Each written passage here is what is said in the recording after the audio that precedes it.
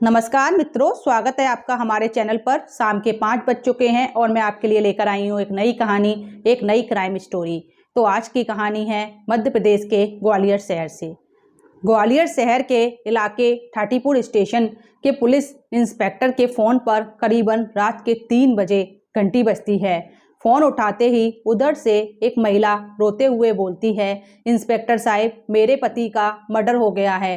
किसी ने मेरे पति की गोली मारकर हत्या कर दी है। और कहते कहते ही रोने लगती है। इंस्पेक्टर साहब उससे चुप होने को कहते हैं और कहते हैं, चुप हो जाइए, पूरी तरह से बताइए क्या हुआ है, आप कहाँ से बोल रही हैं और आपके पति कौन हैं। तभी वो महिला सिसकते हुए बोलती है कि मेरे पति रवि दत्त दुबे का मर्डर हो गया है, किसी ने उनकी गोली मारकर हत्या कर दी है।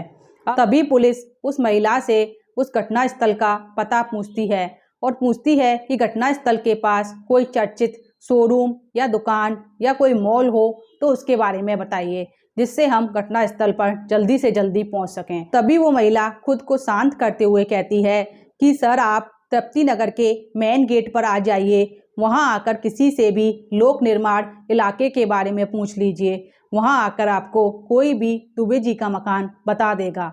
इंस्पेक्टर आरबीएस बिमल और एसआई तुलाराम कुशवाहा अपने पूरी टीम के साथ उस घनी आबादी वाले क्षेत्र में पहुंच जाते हैं। तृप्ति नगर के लोग इतनी सुबह सुबह पुलिस टीम को देखकर चौंक जाते हैं, लेकिन पुलिस उन्हीं लोगों से दुबे जी का मकान पूछ लेती है और पूछते हुए उनके घर पहुंच जाती है। जैसे ही पुलिस वारदात वाले घर में घुसती है तो उन्हें पहली मंजिल पर जाने के लिए कह दिया जाता है।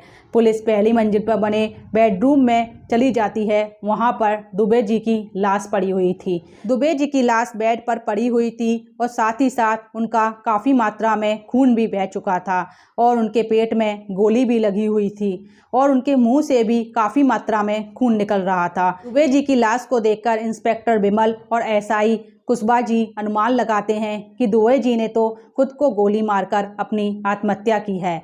लेकिन तभी उनकी पत्नी भारती दुबे इंस्पेक्टर के पास दौड़ते हुए आती हैं और कहती हैं, किसी ने मेरे पति को सोते समय गोली मार दी और मेरे पति की वहीं तुरंत के तुरंत हत्या हो गई। तभी इंस्पेक्टर उस घटना स्थल का दोबारा से मुआयना करते हैं और इस बात के लिए श्योर हो जाते हैं कि दुबे जी ने आत्महत्या नहीं की, मतलब उन्होंने कोई सुसाइड नहीं किया, बल्कि ये तो मर्डर केस है, क्योंकि घटना स्थल पर ना ही कोई हथियार मिला और ना ही कोई सुसाइड नोट। इसलिए यह कोई सुसाइड केस नहीं बल्कि मर्डर केस है। तभी इंस्पेक्टर वारदात की खबर फॉरेंसिक टीम को दे देती है। फॉरेंसिक टीम जल्द से जल्द उस घटना स्थल पर पहुंच जाती है और वहां से उपस्थित सारे सबूतों को जुटा लेती है। इसके बाद इंस्पेक्टर घर के सभी सदस्यों से रात में कोई गोली चलने की आवाज़ के बारे में पूछते हैं, लेकिन घर के सदस्य सभी इनकार कर देते हैं कि उन्होंने रात में कोई भी आवाज़ नहीं सुनी। यह सुनते ही इंस्पेक्टर उलझ जाते हैं कि घर में गोली चली और किसी ने आवाज़ तक नहीं सुनी। ऐसा तो कौन घर में आया और गोली चलाकर चला गया और पूरे घर के लोग सोते रह गए। यह बात इंस्पेक्टर के गले से नहीं उतर रही थी। उन्हें तभी कातिल का सुराग ढूंढने के लिए घर का कोना कोना छान मारा कि घर की सारी कीमती चीज़ों पर, गहने, ज्वेलरी को ध्यान से देखा, लेकिन घर की कोई भी सोना, चांदी और कीमती चीज़ों में से कोई भी चीज़ें गायब नहीं थी। इसका मतलब खूनी ने सिर्फ और सिर्फ दुबे जी को ही मारा। तो ऐसा कौन था जो सिर्फ दुबे जी का ही दुश्मन था? उसने अपनी दुश्मनी सिर्फ और सिर्फ दुबे जी से निकाली और उसे घर के कीमती सामान से कोई भी मतलब नहीं था। अब तो पुलिस और ज़्यादा उलझती जा रही थी। इस गुत्थी को सुलझाने के लिए पुलिस ने फॉरेंसिक टीम को खबर कर दी। फॉरेंसिक टीम तुरंत वारदात वाले स्थल पर पहुंच गई और पहुंचते ही उसने सारे सबूतों को बारीकी से देखा और सारे सबूतों को इकट्ठे करके फॉरेंसिक जांच के लिए भेज दिया। जैसे ही सारे सबूत फॉरेंसिक जांच के लिए गए तो फॉरेंसिक एक्सपर्ट अखिलेश ने बताया कि दुबे जी को गोली बहुत पास से मारी गई है, क्योंकि उनके पेट पर जो जख्म हैं वो बहुत ही गहरे हैं। फिर इंस्पेक्टर आरबीएस बिमल ने इस केस को सुलझाने के लिए खोजी कुत्ते की मदद ली। वो खोजी कुत्ता लाश को सूंघने के बाद कमरे में चक्कर लगाता है और चक्कर लगाते लगाते ही वो नीचे चला जाता है और सड़क पर घूमकर फिर से लाश के पास आ जाता है और 3 बार चक्कर काटता है। ऐसा उसने 5 बार किया। यह देखकर इंस्पेक्टर का दिमाग घूम गया कि आखिर वह खोजी कुत्ता क्या बताना चाहता है। पुलिस ने बॉडी को पोस्टमार्टम के लिए भेज दिया और साथ ही साथ अज्ञात कातिल के खिलाफ धारा 302 और 334 में मामला दर्ज कर लिया और इसके उपरांत इंस्पेक्टर साहब ने दुबे साहब की फैमिली की जानकारी लेना शुरू कर दी। रामदत्त दुबे की पत्नी भारती दुबे जानकारी देते हुए कहती हैं कि सर, मेरा नाम भारती दुबे है, मैं केरल की रहने वाली हूँ और मेरी शादी रामदत्त दुबे से 2007 में हुई थी। चूँकि रामदत्त दुबे की पहली पत्नी आबा दुबे का उनके बेटे को जन्म देते हुए मौत हो गई थी, इसलिए रामदत्त दुबे ने मुझसे 2007 में शादी कर ली। रामदत्त दुबे के उनके 3 बच्चे हैं, उनमें से उनकी 2 बेटियां और 1 बेटा है। मैंने उन तीनों की परवरिश बिल्कुल एक माँ जैसे ही की और उनकी परवरिश में मैंने कोई कमी नहीं होने दी। मैं उन्हें अपने बच्चे से बढ़कर मानती हूँ और इसके उपरांत मेरी कोई औलाद भी नहीं है। मैं अपने बच्चों को बहुत ज़्यादा प्यार करती हूँ। मेरी बड़ी बेटी कृतिका और दूसरी बेटी सलोनी है और बेटे का नाम राकेश है। ये तीनों यहीं पर हैं। तभी इंस्पेक्टर उनकी दोनों बेटियां कृतिका और सलोनी से जानकारियां जुटाना शुरू करते हैं। कृतिका कहती है कि सर, मैं शादीशुदा हूँ। मेरी शादी 3 वर्ष पूर्व इटावा में हुई थी, लेकिन मेरे ससुराल में कुछ विवाद चल रहे हैं। इस वजह से मैं 2 साल से अपने मायके में ही रह रही हूँ। तभी सलोनी कहती है कि सर, मैं अनमैरिड हूँ। मेरी दीदी की अभी 3 साल पूर्व ही शादी हुई है।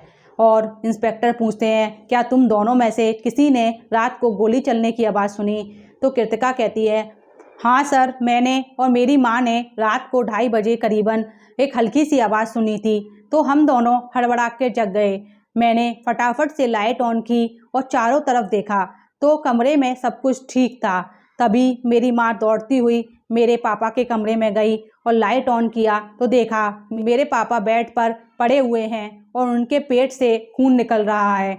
हम दोनों माँ बेटियों ने पापा को हिलाने की बहुत कोशिश की, लेकिन पापा कोई भी हरकत नहीं कर रहे थे। तो मेरी माँ ने नाक पर हाथ रखकर देखा कि मेरे पापा की सांसें चल रही हैं या नहीं, तो उनकी सांसें नहीं चल रही थीं।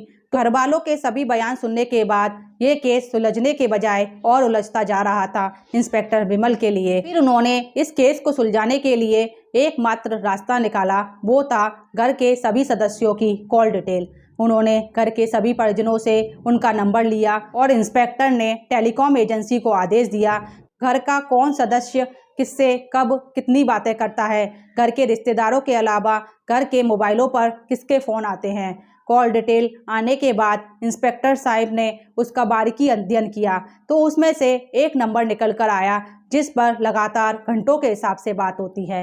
यह नंबर किसी घर के सदस्य या रिश्तेदार का नहीं था, बल्कि ग्वालियर में स्थित एक क्षेत्र गल्ला कठोर, उसमें रहने वाले पुष्पेंद्र लोधी का था।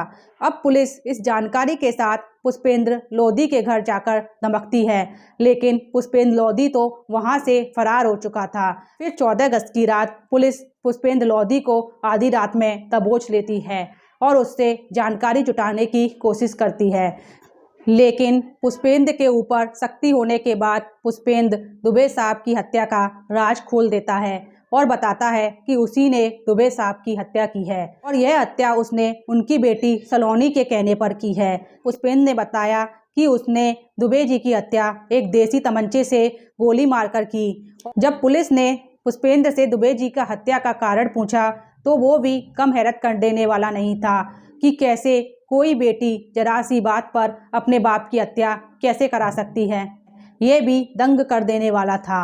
तभी पुलिस ने तुरंत ही पुष्पेंद्र को अरेस्ट कर लिया और उसके पास से वो देसी तमंचा भी बरामद कर लिया। फिर पूछताछ करने के बाद पुष्पेंद्र लोधी ने बताया कि मैं और सलोनी 1 साल पहले क्लासमेट थे, लेकिन सलोनी करण राजौरिया नाम के लड़के से प्यार करती थी।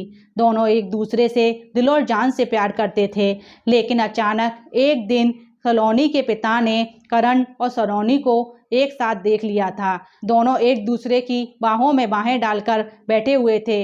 इतने में सलोनी के पापा कमरे में आ जाते हैं और उन दोनों को देखकर गुस्सा करके सलोनी के गाल पर 3-4 तमाचे रख देते हैं। सलोनी तमाचा खाते ही तिलमिला जाती है और करण वहां से चुपचाप चला जाता है। सलोनी अपने प्रेमी के सामने अपने बाप से थप्पड़ खाने की वजह से बहुत अपमानित महसूस कर रही थी। यह अपमान की बात नहीं थी, बल्कि उसके दिल में ठेस पहुंची थी। कैसे उसके पापा ने उसके प्रेमी के सामने ही उसके गाल पर थप्पड़ रख दिया, और वह समझ रही थी कि उसके पापा ही उसके दुश्मन हैं, जो उसकी प्रेम कहानी में दरार बन रहे हैं। लेकिन इसके बाद करण राजौरिया ने सलोनी से बात करने के लिए बिल्कुल मना कर दिया था। सलोनी उसके सामने गिड़गिड़ाई, लेकिन करण ने इस बात के लिए पूरी तरह से मना कर दिया कि वह उसे चाहता है या उससे प्यार करता है। इसके बावजूद वह उस कॉलेज को छोड़कर गांव चला जाता है। लेकिन सलोनी अपने आप को बहुत अकेला महसूस कर रही थी। इसकी वजह से वह फ़ोन पर मुझसे बातें करने लगी थी। उसने जब यह सारी बातें मुझे बताईं, सलोनी के सीने में अपमान की ही नहीं, बल्कि अपने बाप से बदला लेने की भी आग सुलग रही थी। मैंने सलोनी को समझाने की कोशिश की कि वो सब बातों को भूल जाओ, लेकिन सलोनी कहती थी कि मेरे बाप ही मेरे प्रेम का दुश्मन बने। जब तक मैं उन्हें रास्ते से नहीं हटा देती, तब तक मैं चुपचाप नहीं बैठूंगी। सलोनी एक दिन फ़ोन पर रुआंसू होकर बोली, पुष्पेंद्र, करण तो बुज़दिल और मतलबी निकला। उसने मुझसे कभी प्यार किया ही नहीं, लेकिन मैं तुमसे सच्चा प्यार करती हूँ। अगर तुम मेरा वो वाला काम कर दो तो मैं तुम्हें 1 लाख रुपए इनाम भी दूंगी, क्योंकि मेरे बाप ने मेरी बहन की तो ज़िंदगी ख़राब कर दी। मैं नहीं चाहती मेरा बाप मेरी भी ज़िंदगी ख़राब कर दे। अगर तुम ये काम कर दोगे तो हम दोनों का जीवन सुधर जाएगा, और मैं तुमसे बहुत प्यार करती हूँ। लेकिन मुझे 1 लाख रुपए का लालच आ गया। मुझे लगा अगर मैं सलोनी के बाप को मार दूंगा तो सलोनी मुझे 1 लाख रुपए के साथ साथ घर के सभी जेवरात और गहने भी दे देगी, क्योंकि सलोनी अक्सर फ़ोन पर कहा करती थी कि हम दोनों मिलकर भाग जाएंगे और मैं घर से सारे जेवरात और ज्वेलरी अपने साथ ले लूँगी।